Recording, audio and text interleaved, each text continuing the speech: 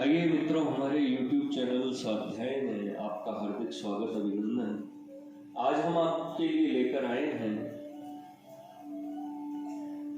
भजन में एक बड़ी बाधा इस शीर्षक पर प्रेरणादायक ज्ञानवर्धक ज्ञान चर्चा। अगर आपने हमारे चैनल को लाइक और सब्सक्राइब नहीं किया है तो आपसे निवेदन है, कृपया चैनल को लाइक और सब्सक्राइब अवश्य करें। यद्यपि भगवान पर विश्वास करके उनके अनन्य शरण हो जाने पर मनुष्य के सारे दोष अपने आप समूल नष्ट हो जाते हैं और उसके समस्त योगक्षेम का वहन भगवान स्वयं करते हैं, परंतु ऐसी स्थिति बहुत सहज नहीं है। सच्चे साधन के फल से नित्य भगवत कृपा का अनुभव होने पर ही भगवान में पूर्ण और अलौकिक विश्वास पैदा होता है और तभी मनुष्य अपने समस्त बल, लोक, परलोक और भोग मोक्ष सब प्रभु के चरणों पर अर्पण करके उनके अनन्य शरण होता है।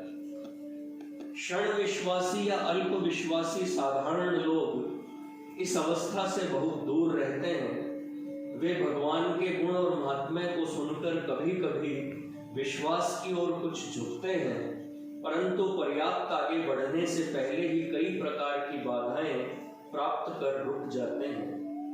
इन बाधाओं में से कुछ तो पूर्व कर्मों के प्रतिबंधक होते हैं और कुछ वर्तमान काल के संग स्थिति आदि के कारण उत्पन्न हुई रुकावटें होती है। ये बाधाएं अनेक हैं, परंतु इस समय साधारणतः उनमें से धन की चिंता एक प्रधान बाधा है। धन की चिंता का कारण उदर पूर्ति या परिवार पालन ही कहा जाता है, परंतु वास्तव में मूल कारण दूसरा है। वह है हमारी काम भोग परायणता। विषयों के उपभोग को ही परम पुरुषार्थ और परम आनंद मानने वाले मनुष्यों की चिंताएं मृत्यु काल तक भी दूर नहीं होती, क्योंकि ऐसे लोग अपनी स्थिति के अनुकूल सादा जीवन बिताना भूल जाते हैं। फलस्वरूप उन्हें रात दिन धन की इतनी चिंता करनी पड़ती है कि उसके सामने भगवान और धर्म का चिंतन या विचार तुच्छ, अनावश्यक और कभी कभी त्याज्य हो जाता है और वे सब कुछ भूल काम क्रोध परायण होकर अन्याय पूर्वक धन संग्रह के कार्य में लग जाते हैं। योग करते करते ही उनके जीवन के दिन पूरे हो जाते हैं। बहुमूल्य मनुष्य जीवन पाप ताप बटोरने में ही व्यर्थ बीत जाता है। ये इतनी बड़ी हानि होती है जिसकी बड़ी कठिनता से भी पूर्ति नहीं होती और समय हाथ से निकल जाने पर पीछे बेहद पछताना पड़ता है। मनुष्य यदि चाहे तो प्रारब्ध या संचित जनित प्रतिबंधकों को भी दूर कर सकता है, पर वर्तमान काल के संग और स्थिति से उपजी हुई बाधाओं को तो मिटाने में कोई संदेह ही नहीं है। यदि वह संग को बदल डाले और हृदय में कुछ बल संचय करके कुसंग और दुर्बलतावश होने वाले प्रमाद और अकर्तव्य कार्यों को छोड़ दे तो ये बाधाएं सहज ही दूर हो सकती है। वास्तव में हमें अपने और परिवार के लिए साधारणतः अन्न वस्त्र संग्रह करने में उतनी कठिनता नहीं है। कठिनता तो यह है कि हमने अपनी आवश्यकताएं बहुत अधिक बढ़ा ली है। उनकी किसी न किसी प्रकार पूर्ति करने में ही कर्तव्य की तीसरी समझ रखी है। यदि हम ध्यान देकर देखें तो व्यक्तिगत और समाजगत ऐसे हजारों अवसर हैं जिनमें हम बहुत धन खर्च किया करते हैं, परंतु जहां बिना खर्च किए ही काम मजे में चल सकता है, ऐसे अवसरों पर खर्च करने की आवश्यकता हमने उत्पन्न कर ली है। वस्तुतः है नहीं। खाने पहनने तथा गृहस्थी के दूसरे कार्यों के लिए हम ऐसी बहुत सी चीजें खरीदते हैं जिनके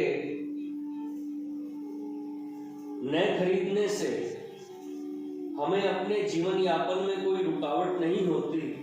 उदाहरण के लिए मनुष्य का 2 कपड़ों में काम चल सकता है, पर वह 4-5 पहनता है। खाने में मिठाई अथवा बहुत तरह की तरकारी, अचार आदि के बिना कोई अड़चन नहीं होती, परंतु इनमें बहुत व्यय किया जाता है। छोटे साफ मकान में रहा जा सकता है, परंतु दिखावे के लिए बड़ी बड़ी इमारतें बनवाई जाती हैं।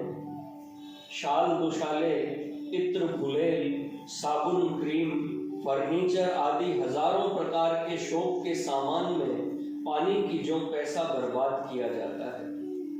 यह तो व्यक्तिगत बात हुई। समाज में ब्याह शादी, कर्ण छेदन, जनेऊ, मरण आदि पर इतना बुरी तरह खर्च किया जाता है कि जिसका दुख पीढ़ियों तक भोगना पड़ता है। सैकड़ों अच्छे अच्छे घराने इस व्यय भार से दबकर नष्ट हो गए और होते जा रहे हैं। इधर वर्षों से खर्च घटाने की तथा रीतियों में सुधार की बात चल रही है और अनेक प्रकार के परिवर्तन भी हुए हैं, परंतु खर्च की रकम घटने के बदले बढ़ी है। खर्च के तरीके बदले हैं, खर्च नहीं घटा, बल्कि पहले जो कुछ खर्च किया जाता था वह प्राय ऐसी चीजों में खर्च होता था जो चीजें बुरे समय पर काम आती थी और उनकी लागत से कुछ कम कीमत चाहे जब बेचकर वसूल की जा सकती थी। परंतु अब तो जो कुछ खर्च होता है वह प्राय स्वाहा ही हो जाता है। फैशन ने सबको तबाह कर दिया है। इस सारे अनर्थ का कारण हमारी काम भोग परायणता की वृद्धि है और इसके छूटने का असली उपाय विषय वैराग्य पूर्वक ईश्वर परायणता ही है। उस ईश्वर परायणता में भजन की आवश्यकता है और भजन होने में यह धन की हाय हाय बाधक हो रही है। अतएव अपना समाज का और देश का लौकिक पारलौकिक हित चाहने वाले प्रत्येक मनुष्य का यह कर्तव्य है कि वह खर्च घटावे, जीवन में सब और सादगी का व्यवहार करे, व्यक्तिगत और समाजगत धन की फजूल खर्ची को दृढ़ता और बल के साथ नासमझी से होने वाली बदनामी को सहकर भी रोके। विवाह शादी में तो जो अनर्थ हो रहा है सो बड़ा ही रोमांचकारी है। खर्च की भयानकता के कारण लड़कियों का ब्याह नहीं हो पाता और अच्छे अच्छे परिवार इसके लिए दुखी हो रहे हैं। इसी के कारण प्राय लड़के लड़कियों में जन्म काल से ही भेद दृष्टि हो जाती है। जिसके कई लड़कियां हैं उसका तो जीवन ही दुखमय बन रहा है। ऐसी स्थिति में प्रत्येक हृदयवान गृहस्थ को इस विषय पर विचार करके कर्तव्य स्थिर करना चाहिए। कन्या के माता पिता क्या करें? उन्हें तो किसी प्रकार खेत जमीन घर द्वार बंधक रखकर वर के माता पिता को राजी करना ही पड़ता है, परंतु वह हृदय का रक्त दिया जाता है, दहेज नहीं।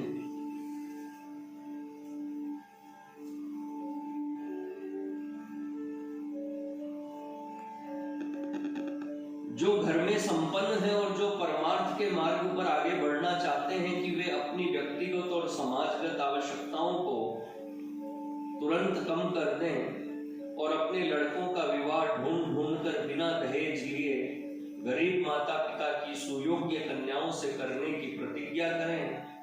धर्म प्रेमी अविवाहित युवक भी प्रण करें कि वे अपना विवाह बिना दहेज लिए ही करेंगे।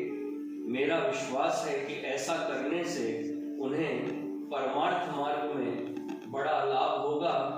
यह सामाजिक विषय होने के कारण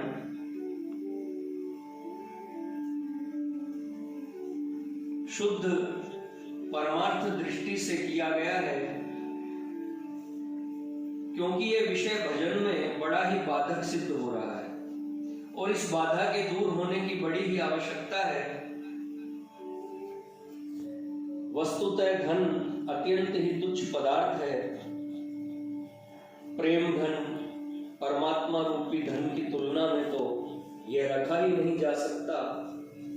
सूर्य और जुगनू की उपमा भी इसके लिए पर्याप्त नहीं है। इसलिए इस विषय में वृत्तियों के अधिक लगाने की आवश्यकता नहीं है।